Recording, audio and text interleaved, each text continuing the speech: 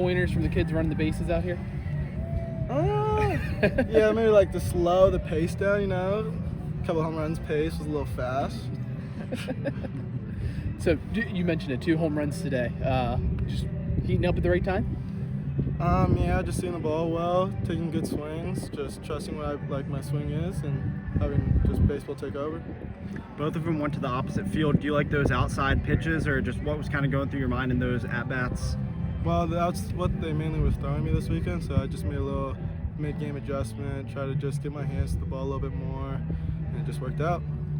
Move up to the 2-hole, comfortable there, or just wherever's fine for you, or how do you approach?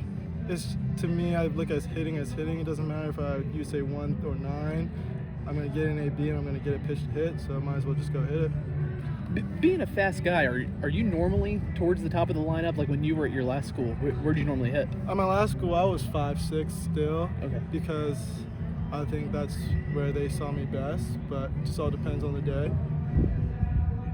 What's it been like transferring in? You know, what stood out to you about this program as opposed to where you've been before? I would say really the fan base. It really helps to have a fan base that just comes and supports your games. So at my old school, we did have a fan base, but it's not as much as this right here. Love it. Aside from the fans, maybe then, what stuck out about WVU while you were going through the transfer process?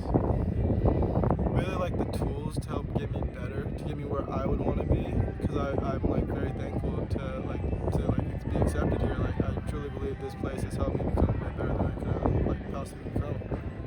And can you kind of take me through, obviously great production today, but the first 2 games are probably going to be a disappointment. So can you just kind of take me through what this whole weekend was kind of probably like a roller coaster, I would imagine. Yeah, but our team understands that bad games happen, but as a team, we win and lose as a team, but as a team we're good. We're a good team, and we understand that. But I think losses are valuable because it just helps us learn to see what we can improve for the next game. Obviously, the meat of the schedule is coming up. Ranked teams, this and that. Presents a new challenge. What's it going to be like? Facing that challenge with this bunch that you guys have. It's just trying to adapt and become better. That's all it is, really. Just being better. That's it. Yeah. That's all you can do.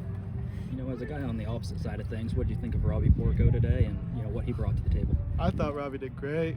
As a pitcher, you want your guy to attack, just attack hitters. If they hit you, they hit you, but it's easier than just walking the bases. I thought he did good. That's what I expected out of him.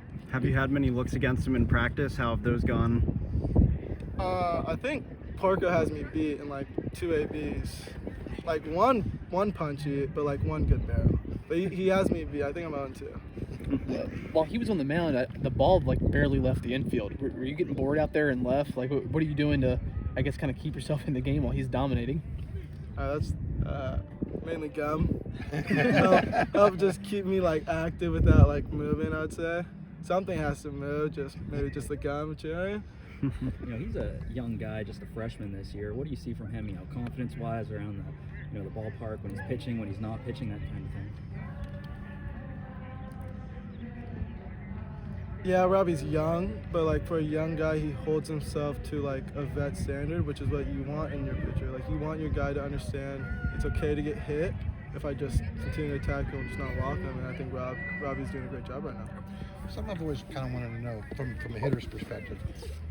When you're facing a pitcher who's 5'11", 6'1", 6'2", that's one thing. But when a 6'8" guy is standing out there in front of it, does that make any kind of mental impression to a hitter when you see a big guy, 60 or whatever, 60 feet from you? For me personally, I don't look at it as another. I don't think it really is anything. That doesn't matter. Okay. It doesn't really matter because he still has to throw the ball to you. He still has to throw a strike. So it's the same thing as if he's 5'10" or 6'8", right? Yeah. He has to throw me a strike. That's it. For you, now 2 Big 12 series under your belt. Difference between playing the Big 12 versus previous conference? Are there any difference, I guess, styles of play, anything like that? I would say the Big 12 pitchers more attack hitters. They have good stuff, so they're gonna come attack you, and I personally like that a lot more about Big 12 play. It's it's your best stuff against me.